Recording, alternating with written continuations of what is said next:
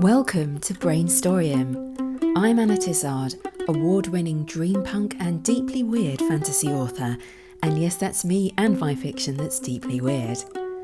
Explore and imagine with me the most unexpected story ideas using the surrealist word game of Exquisite Corpse. Find out more and join in at annatizard.com. This is a storytelling challenge unlike anything you've tried before.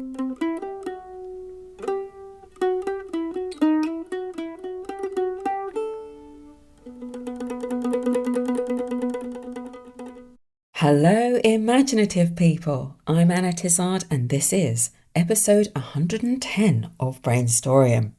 Now, I've been on holiday this last week in Winchester, so today's show is going to be slightly shorter, I'm afraid, because I haven't had time to do the second round of story brainstorms where I roll the 12-sided dice. It's just been impossible to fit in. But everything else, I assure you, will be as per usual.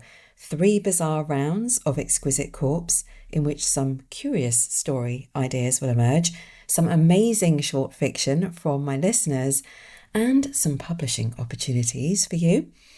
But first, I want to share with you some fascinating stuff I've learned about where I've just been and its connections with Arthurian legends. I found out that Winchester was once, would you believe, England's capital city in the year 927, which was when England was formed. That's when all the separate tribal warring kingdoms were united into one nation. Winchester is a small cathedral city with a lot of history and stories packed into it. Everywhere we went, there were layers upon layers of history, especially in the cathedral, where we spent quite a lot of time, not just because it was a heat wave reaching 37 degrees. As a building made from large stones, with a bit of a damp problem in the crypt, since it was built on a floodplain that the Saxons already believed was sacred, so that's where the Normans began to build in 1079, it was a pretty cool place to be, in both senses of the word. And while I'm not that familiar, really, with the legends of King Arthur, I had to go and visit Arthur's Round Table, a huge wooden table now fixed to the wall of the Great Hall, which is the last remaining part of Winchester's castle after its destruction in the Civil War of the mid-1600s. It turns out that, no, sadly, this is not proof of King Arthur's existence at all, and it's not actually his table. It was commissioned by King Edward I in the 1200s, either for a knighting ceremony or a royal tournament, either event requiring feasts and therefore a nice big fat solid table. Edward and his wife, Queen Eleanor, were both keen readers of Arthurian romance. And with the image of a king painted on this huge table, which is sort of made up of segments, if you can imagine that, it's quite possible, I was assured by a historian, that they would pretend to be Arthur and Guinevere, and their other friends and courtiers would be the Knights of the Round Table, as the legend goes. What I love about this is how it proves the enduring love we have of stories, how vital they are and have been throughout the ages. In the days long before TV and novels, though there were some stories written down, storytelling was often purely an oral art or a piece of theatre, and sometimes just a fun game to be played out with friends, with or without large quantities of mead. But not only that, the sensible reason for the Round Table is that King Edward I wanted people to associate him with the already legendary King Arthur. To give you a bit of context, the first mention found of Arthur is in some 6th century Welsh writings, so that's several hundred years before Edward. Arthur was already a myth. Arthur was thought to be the ultimate chivalrous king, so by getting people to associate Edward with the great legend of the stories that everyone loved, he had more sway to exercise his power without excessive violence, possibly. And he did make some big changes to English law, for example. In fact, he introduced juries in trials. I mean, okay, they would have just been a bunch of his mates at the time, all pretty biased, but this was the beginning of a better justice system and moving towards fairer trials as early as the 1300s. Am I disappointed that the Round Table wasn't actually Arthur's and turned out to be just part of a story? A bit, but stories matter and we should write good ones. And the ones that resonate, or the elements of the ones that resonate, do so because they're relatable. They say something about us that we might not otherwise be able to say. They give us something to celebrate and to anticipate what may be possible in our real lives in some sense, like overcoming an obstacle or a problem that seems impossible to deal with, and to remember to feel wonder and have faith that there's more to life when things are really hard going.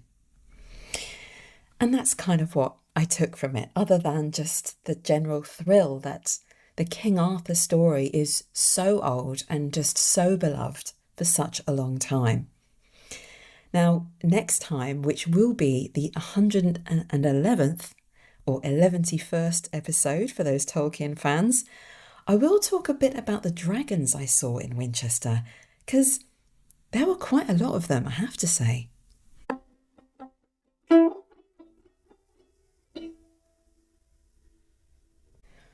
Now, while I was away, my inbox filled up with some brilliant creations. Mark West wrote a short story based on the weird lollipop lady. More specifically, the black shuck ignored the weird lollipop lady. If you'll remember from the show, the black shuck is a ghost dog said to roam the coast of East Anglia, and it came out of the Socks of Destiny in the last show as the mangled black shuck. Also to note, in case you are outside of the UK and don't know what a lollipop lady is, this is a traffic guard or warden who has a lollipop-shaped sign to stop the traffic. It's basically for children to cross the road during the school run. Mark wrote, "She was known as the weird lollipop lady because she treated everyone exactly the same. School children, bishops, ghosts, and on one memorable occasion, Death himself. This was unusual. Most people obeyed her immediately. 'Wait,' she said, raising her sign. Black Shuck, being a legendary spectral hound, an omen of doom, considered itself above road safety advice. It stepped into the road. A Ford Fiesta introduced itself. The encounter was brief. The black shuck became mangled. Several weeks later, the weird lollipop lady found the creature in a hospital bed wearing a neck brace and an expression of deep embarrassment. 'I wish to make a claim,' said Black Shuck. 'Against whom?' 'The Fiesta.' 'You can't sue a car?' 'The driver, then.' The weird lollipop lady sighed and rolled a sheet of paper into her typewriter. For months she worked on the manuscript. It grew to hundreds of pages. There were witness statements, diagrams, and lengthy arguments concerning supernatural hounds and the Green Cross Code. At last, she placed the completed manuscript beside Black Shuck. 'There,' she said, 'everything is included.' Black Shuck glanced at the title page. Black Shuck versus Derek Simmons. 'Excellent,' it said. The claim eventually failed. The judge ruled that ancient omens of death should know better than to ignore a lollipop lady. Nobody disagreed, except Black Shuck, who took some comfort from the no-win, no-fee arrangement. I love this bizarre clash of modern and ancient mythological. It feels quite Winchester, actually, like walking past a 1,000-year-old door that has an electronic security keypad next to it, which happened to me a few times. But but this story is a curious combination. In fact, I can't help but want to know more about this lollipop lady who has so much authority, as agreed by the court, and seems unconcerned by death and ghosts. Thank you, Mark. You can find Mark West on X as 2112 Westy. Paul Monteith, also known as Quantum Fairy, wrote Lollipop Lady and the Black Shuck, which also features death as a character. A man and a dog stood at a curb. You're the omen of death, Shuck, not death itself. That's my job. Sorry, Master. I startled the lollipop lady and she froze in the path of oncoming traffic. Death lightly pressed his thumb to Miss Lollipop's wrist in search of a pulse. She gone? Asked Shuck. Yes, we must read her rights or she may sue us for a wrongful and untimely death. You have the right to remain silent, Miss Lollipop, recited Shuck. Miss Lollipop, on account of her untimely passing, did in fact remain silent while her rights were listed. We done? The dog asked. No, we must record her life as it passes before her eyes and write her words down in the book of the dead. Death handed Shuck the book and a pen. I will briefly revive her with a pinch of soul, and you, Shuck, will record moments of her passing life as she tells it. She doesn't have eyes, the dog remarked. They were ejected from her sockets upon impact. I carry a pinch of soul and an extra pair of eyes for moments like these, Death said, and dropped a soul pinch into Miss Lollipop's mouth and pressed repurposed eyes into her sockets. Miss Lollipop gasped. I see someone's life, but not mine. Oh dear, Death remarked. She is seeing the passing memories of the eye's previous owner. I forgot to do a factory reset on the repurposed optics. Oh, wow. Now this is an awkward situation. It rounds off quite neatly as a short story in its own right, but I can't help but wonder what else might emerge from this situation. The idea of this lollipop woman being possessed is something that came up as a possibility during the story Brainstorms in the last show, but this is a whole new direction if she's remembering somebody else's life. Intriguing. Thank you, Paul Monteith. Paul writes fantasy and sci-fi, and you can find him on Blue Sky as Quantum Fairy. Finally, Sean, also known as Blue Wizard Facts on X, wrote in, The Bloodthirsty Circle 8, The Broken Wallaby, which was an Exquisite Corpse that came up in episode 108. Kathleen Campbell slipped quietly into the house from the garage. It had been a hell of a day, and she knew she would need to brace herself for her family's curiosity. She hung her long coat in the mudroom, hung her keys on their peg, and dropped her badge on the counter as she entered the kitchen. The slight sound of leather on formica was enough to cue her youngest. Hi, Mummy. Hey, Mummy's home, Betsy chirped as she rushed into the room and threw herself about Kathleen's waist. Jordan appeared in the doorway, her dad right beside her, and they watched as Betsy was carefully pried off, hugged close, and kissed on the forehead. Hey, everyone. Yeah, I'm home, Kathleen said. Were you having dinner? Bill nodded. Sandwiches in front of the TV, watching the news. They're playing the news conference about this afternoon. As bad as they've been implying, I take it? Worse. We've been trying to keep it under wraps for as long as we could. The circle again? Kathleen sighed and stepped past her daughters to hold Bill close and lean into her husband's chest. They're savages, just complete, bloodthirsty savages. She closed her eyes and tried to keep her composure while the girls were there. It wasn't easy, since her mind kept picturing the crime scene. He motioned the kids to go back to the TV. You remember Carey Lodge? The wallaby? Yeah, I thought he retired. He is now, Kathleen whispered. They ate him. Yikes! This is the beginning of a very dark piece. A kind of mystery, thriller, unravelling. What is this circle with a capital C? Is it a cult? Or something more fantasy-oriented, like creatures, shapeshifters, monsters maybe? Thank you for sharing this scene with us, Sean. You can find Sean on X as Blue Wizard Facts. Right, it is time once more to delve into the undiscovered mysteries that dwell within the socks of destiny. That's right, Exquisite Corpse mixes your words and phrases into a sentence that goes describing word noun, action, describing word noun. I'll play 3 rounds to create 3 very weird sentences, exploring some story ideas along the way. Then I'll roll the 12-sided dice to find some more suggestions for directions we might take them in. And finally, it'll be over to you, with some publishing opportunities thrown in for good measure. So, let's see.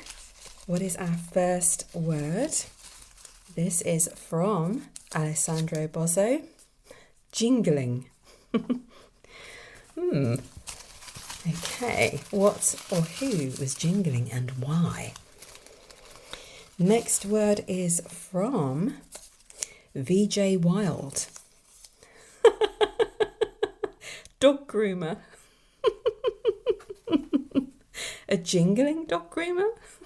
Oh, are they looking after huskies or something? Okay. Let's try for an action. This is from Paul Thomas. Blew through. That's an unusual action to have. To blow through someone or something. Let's try another word. This is from Avery. Monotonous. Okay, this is getting very strange, but hey, you knew it was coming. Final word is from Alessandro Bozzo, just to tie it off there, because he began it, so he'll finish it. Exorcist. Wow. Okay, so altogether we have the jingling dog groomer, blew through, the monotonous exorcist.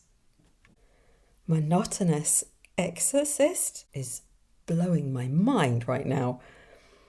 Oh, but am I blowing through the monotonous exorcist like the jingling dog groomer is?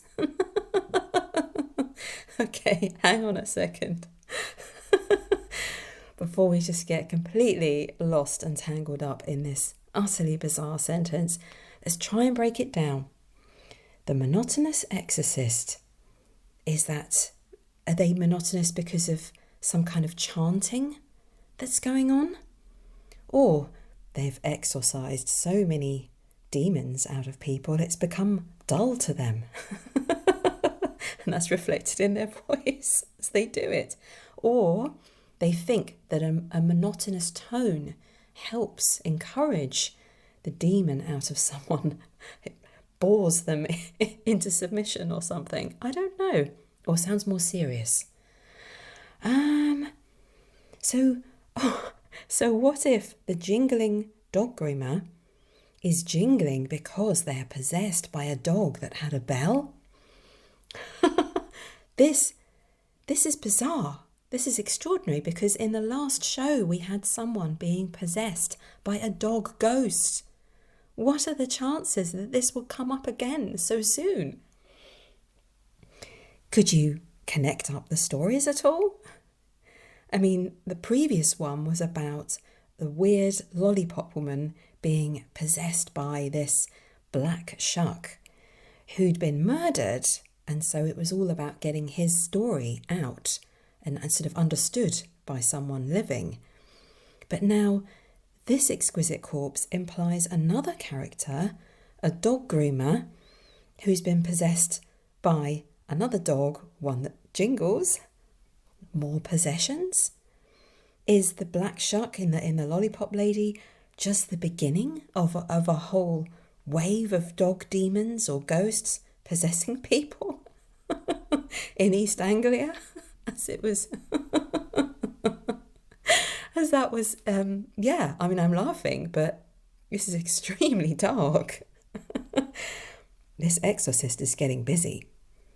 Maybe that's why they're monotonous. Okay, I think it's time to move on. We'll set that aside.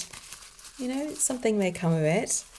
But let's move on to the next exquisite corpse with our first word from Paul Monteith. Quiet as a mouse. Okay.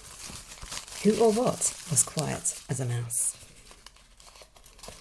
Let's see. This is from Paul Thomas. Dung heap.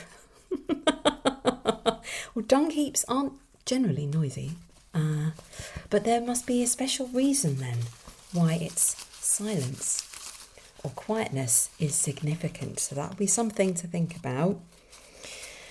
Next one is, Paul Monteith again. Despised its conformity and yearned for.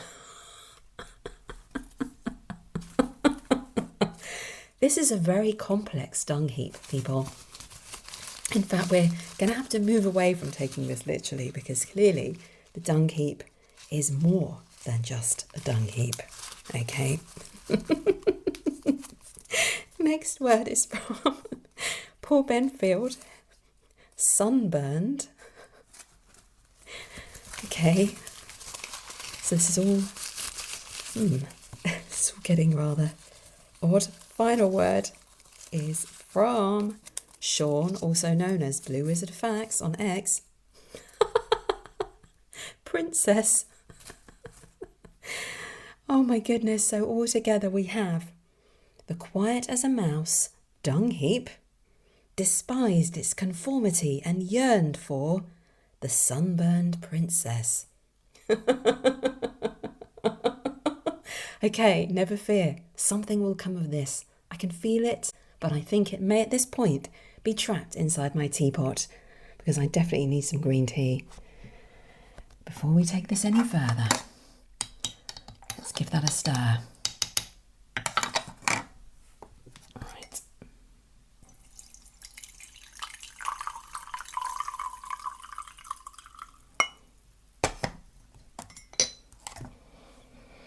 Okay. So, once more we're feeling the quiet as a mouse dung heap despised its conformity and yearned for the sunburned princess. Actually, you could interpret either noun as polar opposites if you were to humanise them. So if dung heap is a nickname, a very cruel nickname for a girl at school or a woman in a new workplace who's quiet as a mouse because they're being bullied, they might well yearn to be more like a princess, even a sunburned princess, because another character who might be also nicknamed a princess is very different, very looks oriented, very beautiful and popular, and all that poor Dung Heap would love to be. It can't be that simple, can it?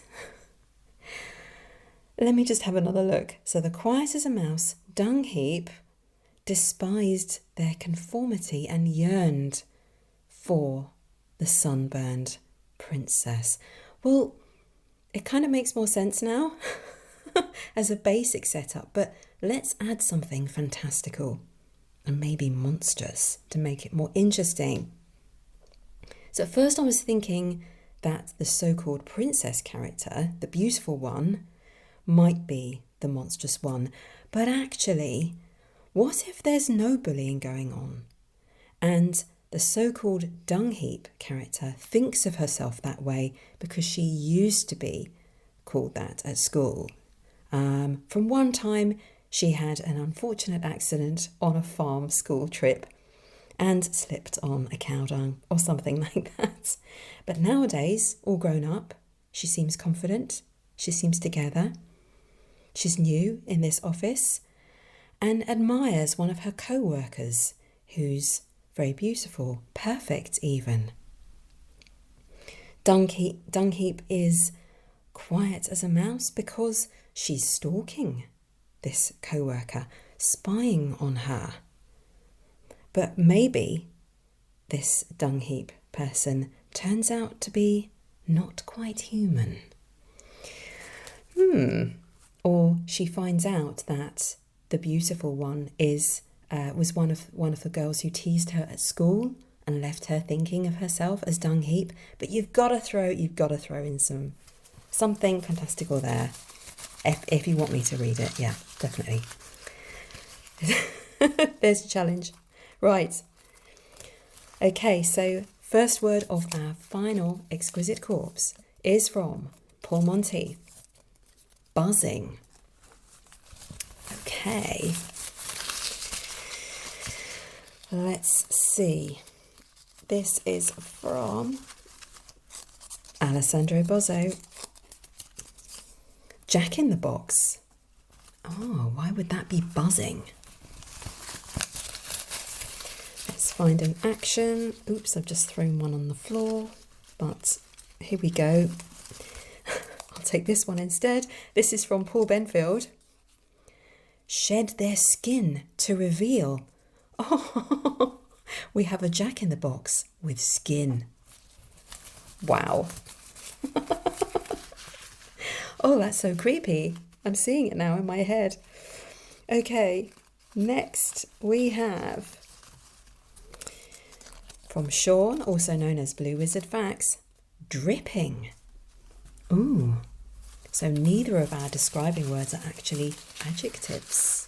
People are saying, oh, why don't you say adjectives? That's what they are. They're not always adjectives. Final word is from Paul Monteith. Pitter-patter of rain. Dripping pitter-patter of rain?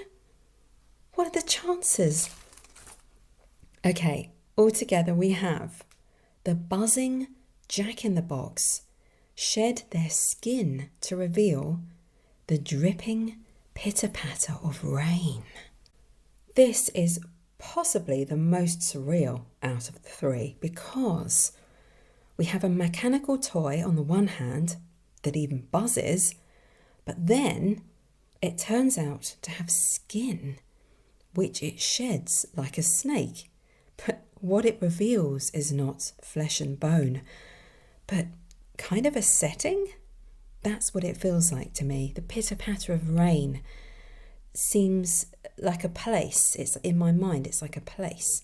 So we have a place inside a person who is actually a mechanical toy. Nope, that's just too bonkers. So how can we make sense of this and draw some clues from it for a story idea? So a box that opens to reveal a place, an innocent toy that contains a portal to a very rainy street. What if the box shedding its skin is actually wrapping paper? So a child is given a birthday present in the evening, long after he's opened his main gifts and had friends around for a party, so he wasn't expecting anything else, and his parents haven't mentioned anything about any more gifts. But he lies down in bed and hears a quiet buzzing. He gets up, looks under the bed, sees the glisten of wrapping paper there, which, full of curiosity, he pulls off. It's a jack-in-the-box inside. A bit of a young gift for him. He's just turned 13. But when the jack-in-the-box jumps up, the front part of the box falls open to reveal what seems to be a picture. A moving picture. A landscape blurred with rain. Where does it lead to? Who left him this gift that seems to contain a portal to another world? And what happens when he goes through?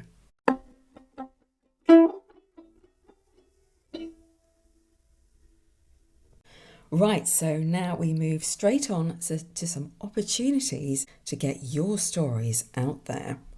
I found 2 very unusual and enticing projects underway by J. Henge Publishing. First, they're looking for speculative fiction stories for The Midnight Menagerie at the Edge of Everywhen, an anthology centred on a mysterious travelling night circus, menagerie, fair, theatre, all wandering collection of wonders. It might arrive by moonlit caravan, phantom train, dimensional doorway, dream path, curse, invitation or accident. And they've got so many suggestions for this, and they say it may appear in sleepy villages, neon cities, ruined kingdoms, haunted forests, distant planets or worlds that we were never meant to touch. They welcome stories in a range of genres including fantasy, sci-fi, horror and so on, provided the story has atmosphere, wonder and strangeness, with a strong connection to the travelling spectacle at its heart. They say, send us your stories because the circus is in town. Their other open call invites writers to set sail for the extraordinary. Inspired by the adventurous spirit of Jules Verne, they're looking for tales of ingenious inventions, daring journeys, scientific marvels, and unforgettable discoveries, with stories that celebrate curiosity, exploration, and the thrill of the unknown. From submarine voyages and aerial expeditions to hidden worlds with impossible machines, they want narratives that are filled with momentum, wonder, and imagination. They say peril may lurk, but this anthology leans towards adventure rather than despair and discovery over dread.